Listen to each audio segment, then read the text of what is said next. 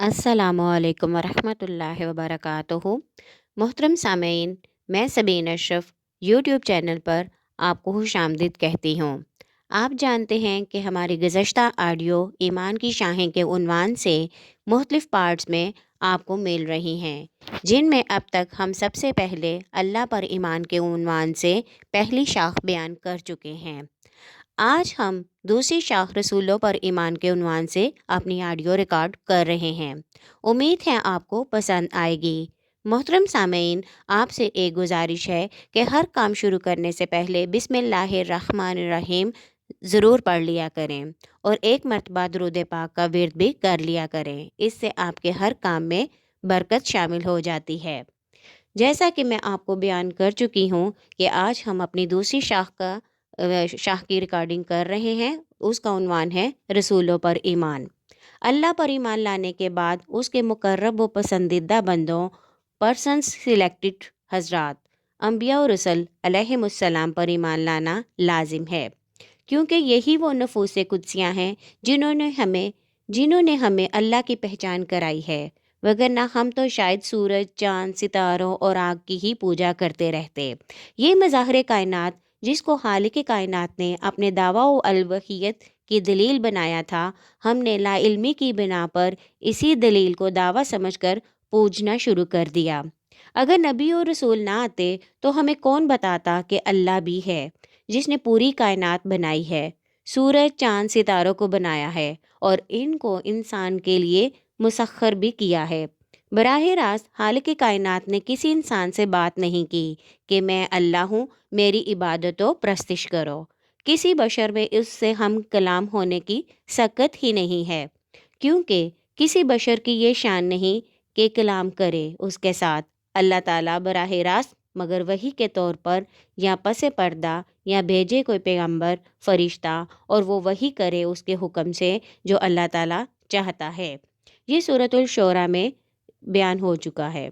एक और मुकाम पर कुरान मजीद में ही इरशाद होता है सूरतुल कहफ में, ए नबी मुहतरम, आप फरमाइए मैं बशर ही हूँ तुम्हारी तरह। तुम्हारा और मेरा फ़र्क ये है कि मेरी तरफ वही की जाती है कि तुम्हारा खुदा सिर्फ अल्लाह वाहदाहू है। यहाँ अल्लाह ने एक आम बशर और नबी के बशर होने का फ़र्क वाज़े फरमाया कि मेरे नबी पर वही की जाती है, यानी मैं उससे हम कलाम होता हूँ। और ये इतना बड़ा शर्फ है जो अम्बिया अलैहिमुस्सलाम के हिस्से में आया है और किसी बशर के हिस्से में नहीं आया। जब फ़र्क वाज़े मौजूद है तो फिर सिर्फ बशर बशर की रट लगाकर नबी को अपने जैसा कहना शान रसालत की बेअदबी और गुस्ताही नहीं तो और क्या है। ये नबी की ज़ात है जो ऊपर खुदा से अहकामात लेती है और इधर बंदों तक पहुँचाती है। इस्तिलाही शरह में नबी और रसूल इस इंसान को कहा जाता है जिसे अल्लाह ताला ने अपने अहकामात की तबलीग के लिए महलूक के पास भेजा हो और उसकी तायद मोजज़ात से फरमाई हो। हर नबी के लिए मोजज़ा ज़रूरी है, क्योंकि नबूवत काज़िबा और नबूवत सादिका के दरमियान फ़र्क सिर्फ मोजज़ा से होता है। नबी अकरम सल्लल्लाहु अलैहि वसल्लम को इन तमाम मोजज़ात से नवाजा गया जो दीगर अम्बिया अलैहिमुस्सलाम को अता किए गए थे। हज़रत यूसुफ़ अलैहिस्सलाम के हुस्न जमाल ने सिर्फ मिस्री औरतों को मशहूर किया, जिन्होंने हुस्न यूसुफ़ पर उंगलियां काट लीं और उन्हें इसका एहसास तक न हुआ। यही औरतें अगर मेरे प्यारे आका सल्लल्लाहु अलैहि वसल्लम के हुस्न की एक झलक देख लेती तो इस कदर बेखुद हो जाती कि अपने दिलों को ही चीर बैठती और उन्हें पता भी न चलता। उम्मुल मोमिनीन हज़रत आयशा सदीक़ा रज़ी अल्लाह ताला अन्हा फरमाती हैं, ज़ुलैहा को मलामत करने वाली औरतें अगर हजूर सल्लल्लाहु अलैहि वसल्लम की जबीन मुक़द्दस की नूरानियत को देख लेती तो बजाय हाथ काटने के दिलों को काट डालती। चांद के टुकड़े होना, सूरज का पलटना, ये सब इसलिए हो रहा था कि ये नबी सच्चे हैं। ये हैरानकुन मौजज़ात और हैरत में गुम कर देने वाले तसर्रुफ़ात और बेपनाह एहतियारात अल्लाह ताला ने अपने बाकमाल अम्बिया और रसूल अलैहिमुस्सलाम को इसलिए अता फरमाए ताकि देखने वालों को यकीन आ जाए कि वाकई ये अल्लाह के फरस्तादा सच्चे नबी हैं। और अगर ये सच्चे ना होते तो उनसे ऐसी एजाजी शानों का सुदूर ज़हूर कभी ना होता। تمام رسولوں پر ایمان لانے کا مقصد و مطلب یہ ہے کہ ان انبیاء و رسل علیہم السلام کو ایک ہی سرچشمہ سے فیض یافتہ سمجھا جاتا ہے۔ ان کے بارے میں کسی قسم کا بغض، کینہ، حسد نہ رکھا جائے، ان کی ساری شانوں کو عطائی سمجھا جائے اور صف انبیاء علیہم السلام میں رسول محترم صلی اللہ علیہ وآلہ وسلم کو آخری نبی مانا جائے۔ سب انبیاء و رسل علیہم السلام کی تصدیق و توثیق کی جائے، ان کی اصل تعلیمات کو سچا مانا جائے، ان تمام کو گناہ و معصیت سے مبرہ و منزہ سمجھا جائے، نفس رسالت میں تمام رسولوں کو برابر جانا جائے اور کوئی فرق نہ کیا جائے۔ سورۃ البقرہ میں ہے، ہم فرق نہیں کرتے کسی میں اس کے رسولوں میں۔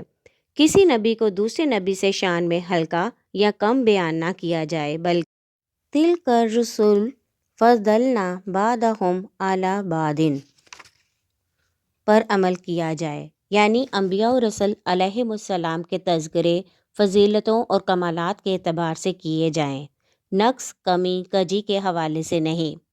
یہاں اللہ تعالیٰ نے ہمیں اپنے انبیاء و رسل علیہم السلام کے متعلق گفتگو کرنے کا سلیقہ و انداز سکھایا ہے کہ جب بھی میرے رسولوں کی بات کرو تو عظمتوں اور رفتوں کے حوالے سے کرو، یعنی یہ کہو کہ فلاں نبی کی شان فلاں نبی سے بلند ہے، یہ ہرگز نہ کہو کہ فلاں نبی کی شان فلاں نبی سے کم ہے۔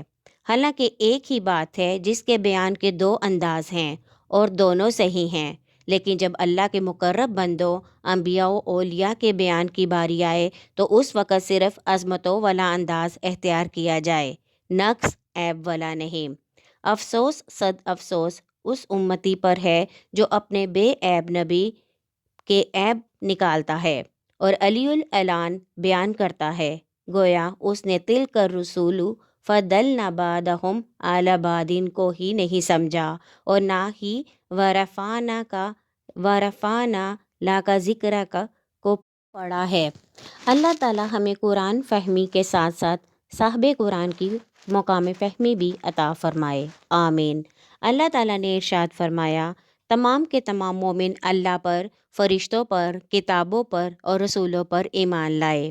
اسی طرح حدیث جبرائیل میں ہے کہ جناب جبرائیل علیہ السلام بارگاہ رسالت میں حاضر ہو کر چند سوال پوچھتے ہیں، ان میں ایک سوال ایمان کے بارے میں بھی تھا کہ عرض کیے، یا رسول اللہ صلی اللہ علیہ وآلہ وسلم، مجھے ایمان کے بارے میں بتائیے۔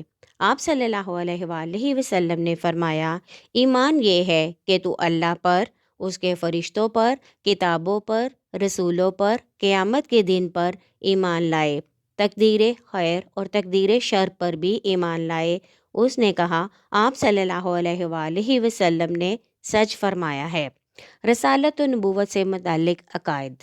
رسالت و نبوت کوئی ایسی چیز نہیں کہ نیکی و پارسائی سے، عبادات و ریاضات سے، محنت و مجاہدات سے نبی بن جائیں، بلکہ یہ سراسر وہی گاڈ گفٹڈ چیز ہے۔ اس لیے ہر نبی پیدائش سے ہی نبی ہوتا ہے۔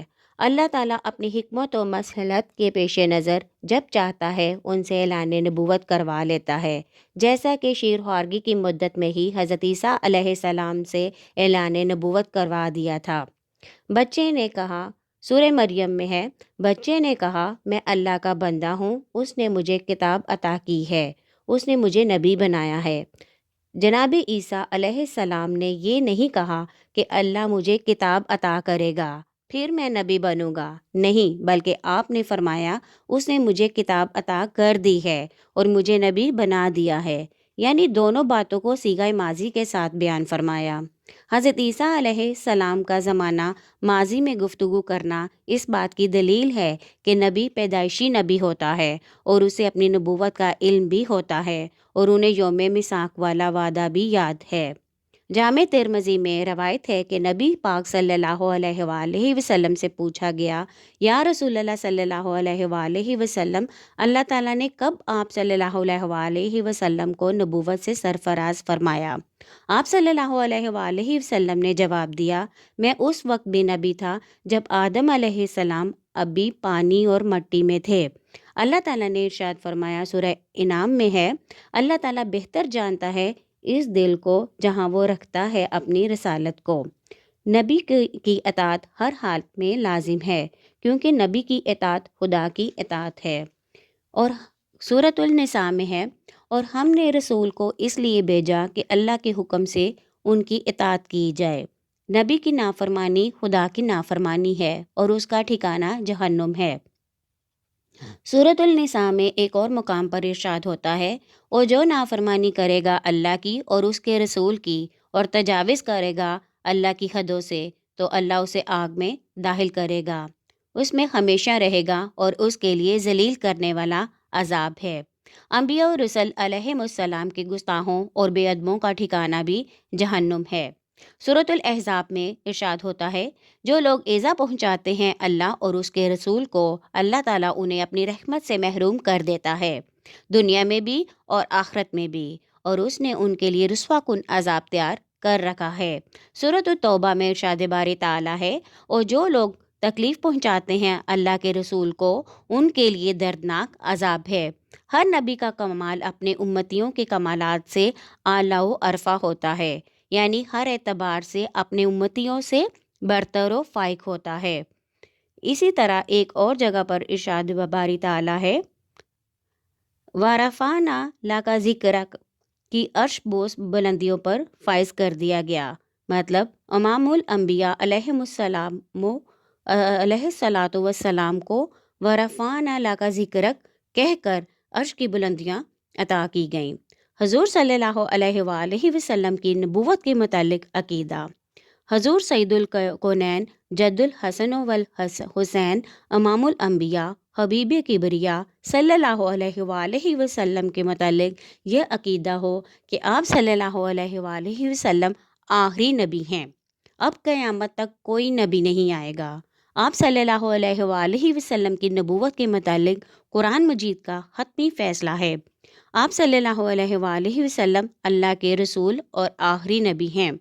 وَلَكِنْ رسول اللہ و خاتم النبیین، یہ الفاظ کہہ کر آپ کی نبوت کو خاتم النبیین کہہ کر مکمل کر دیا گیا۔ آپ صلی اللہ علیہ وآلہ وسلم کی نبوت کا زمانہ قیامت تک جاری رہے گا، اور کلمہ طیبہ لا الہ الا اللہ محمد رسول اللہ بھی آپ صلی اللہ علیہ وآلہ وسلم کی تا قیامت نبوت کی تصدیق کرتا ہے۔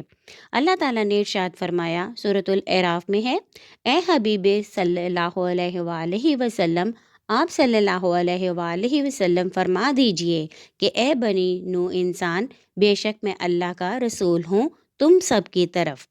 سورۃ الانبیاء میں ارشاد ہوتا ہے، وَمَا أَرْسَلْنَاكَ إِلَّا رَحْمَةً لِّلْعَالَمِينَ، ہم نے آپ صلی اللہ علیہ وآلہ وسلم کو دونوں جہانوں کے لیے سراپا رحمت بنا کر بھیجا۔ قیامت کے روز حضور صلی اللہ علیہ وآلہ وسلم کو اللہ تعالیٰ مقام محمود پر فائز فرمائے گا۔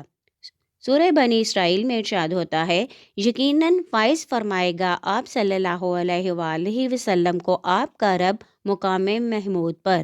حضور صلی اللہ علیہ وآلہ وسلم نے فرمایا، قیامت کے روز میں ان لوگوں کے لیے بھی شفاعت کروں گا جنہوں نے میری امت میں گناہ کبیرہ کا ارتکاب کیا ہوگا۔ اس کے ساتھ ہی آج کی آڈیو کا اہتمام کرتی ہوں۔ امید ہے آپ کو آج کا عنوان پسند آیا ہوگا۔ ہمارا اگلا عنوان تیسری شاخ ایمان کی شاخیں ہمارا کنٹینیو ہے، اور اس میں ہمارا اگلا عنوان ہوگا فرشتوں پر ایمان۔ امید ہے آپ کو آڈیو پسند آئی ہوگی۔ لائک کرنا ہرگز نہ بھولیے گا، دوستوں کے ساتھ شیئر کریں اور سبسکرائب کرنا نہ بھولیے گا۔ شکریہ۔